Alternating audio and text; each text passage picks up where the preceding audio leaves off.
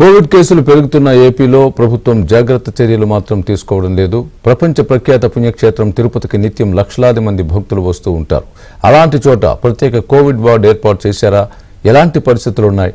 దీనిపై పూర్తి వివరాలు మా ప్రతినిధి దినేష్ అందిస్తారు. దినేష్, తిరుపతిలో కోవిడ్కి సంబంధించినటువంటి వైద్యానికి ఎలాంటి ఏర్పాట్లు ఉన్నాయి అని తెలుసుకోవడానికి మనం తిరుపతిలో రుయా హాస్పిటల్కి రావడం జరిగింది. యాక్చువల్గా ఇక్కడ ఐడిహెచ్ వార్డ్ అనేది ఉంది.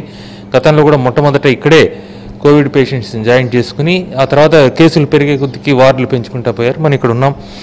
అసలు ఎలాంటి ఏర్పాట్లు ఉన్నాయో మొదట చూస్తాం. తర్వాత వీలైతే ఇక్కడ ఉండే నర్సింగ్ స్టాఫ్ కావచ్చు ఎవరైనా మాట్లాడించే ప్రయత్నం చేస్తాం. మనం చూస్తున్నాం ఇక్కడ ఏర్పాట్లు అయితే ఇప్పటి వరకు ఏం జరగలేదు. కేవలం ఐడిహెచ్ వార్డుకి సంబంధించినటువంటి మంచాలు ఏదైతే ఉన్నాయో వాటికి సంబంధించినటువంటిది ఉంది.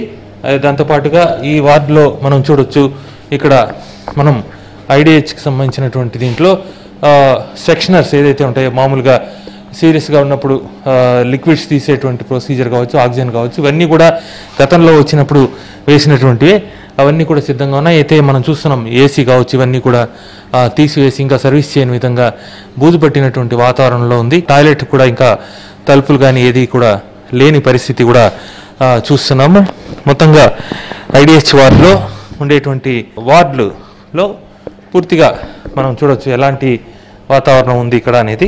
ఇప్పుడు దినేష్ గారు, యాక్చువల్ గా మనకు కోవిడ్ అలర్ట్ ఆల్రెడీ గవర్నమెంట్ ఇస్తేనే మనము దానికి సంబంధించి ఆల్రెడీ మనకు ఐసోలేషన్ రూమ్స్ 7 రూమ్స్ ఉన్నాయి. వాటిని రెడీ చేసి పెట్టాము.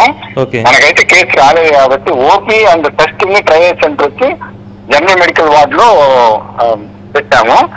అందులో మనకు ఐసీయూ కూడా పైన ఫస్ట్ ఫ్లోర్ లో ఇంతకు ముందు ఉన్న చోటే పెట్టాము. ఆల్రెడీ మనకు 70 వెంటిలేటర్లు ఉన్నాయి. ఐసీయూ రెడీ చేసాము. అన్ని ప్రిపేర్డ్ గా ఉన్నాము. అంటే మనకు బెడ్స్ 8. అంటే ఐసీయూలో ఇప్పటికీ మామూలు నార్మల్ పేషెంట్స్ కూడా ఉండే పరిస్థితి ఉంది కదా? ఉంది. దాన్ని ఐసోలేట్ అయితే చేయలేదు. దాన్ని మొత్తము 4 బ్లాక్లు ఉన్నాయి పైన ఐసీయూలో. దాంట్లో ఒక బ్లాక్ మాత్రం కోవిడ్ పెట్టాము. ఓకే, అంటే ఎంట్రీ వచ్చి మామూలు రోగులు ఉన్న దగ్గర నుంచి పైకి పోవాలి. దానికి సపరేట్ ఎంట్రీ ఉంది. ఓకే, అది రెడీ అయిపోయిందా కంప్లీట్? చూడొచ్చా ఇప్పుడు మేము వాడికి రావచ్చా? ఈ లైవ్ అక్కడికి. ఓకే, ఇక్కడ ఈ 7 రూములు ఇంకా పేషెంట్స్ వేరే ఐడిహెచ్ సంబంధించిన పేషెంట్స్ ఉన్నారు?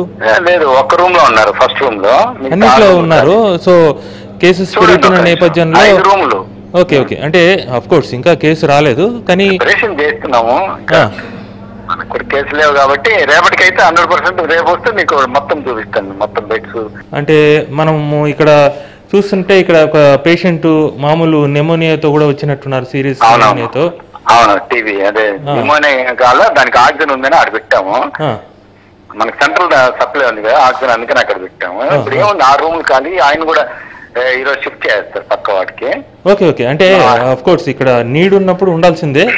బట్ ఇంకా మిగతా రూములు కూడా డోర్లు లేదు, బెడ్లు లేవు, ఇంకా సిద్ధం కాలేదు.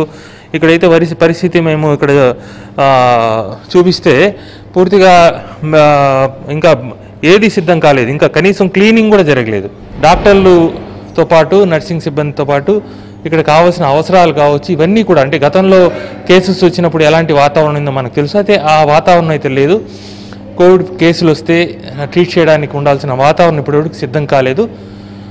సిద్ధం అయిందని చెప్తున్నప్పటికీ పరిస్థితి అయితే ఏమాత్రం లేదు. అంటే మనం ఆల్రెడీ జనరల్ వార్డుకు కూడా వెళ్ళొచ్చాము, అక్కడ కూడా ఏర్పాటు జరిగింది లేదు. మొత్తంగా తిరుపతిలో కోవిడ్ పేషెంట్స్ వస్తే ఈ క్షణం ఇప్పుడు కనుక కోవిడ్ కేసు వస్తే చికిత్స చేసేటువంటి పరిస్థితి అయితే లేదు.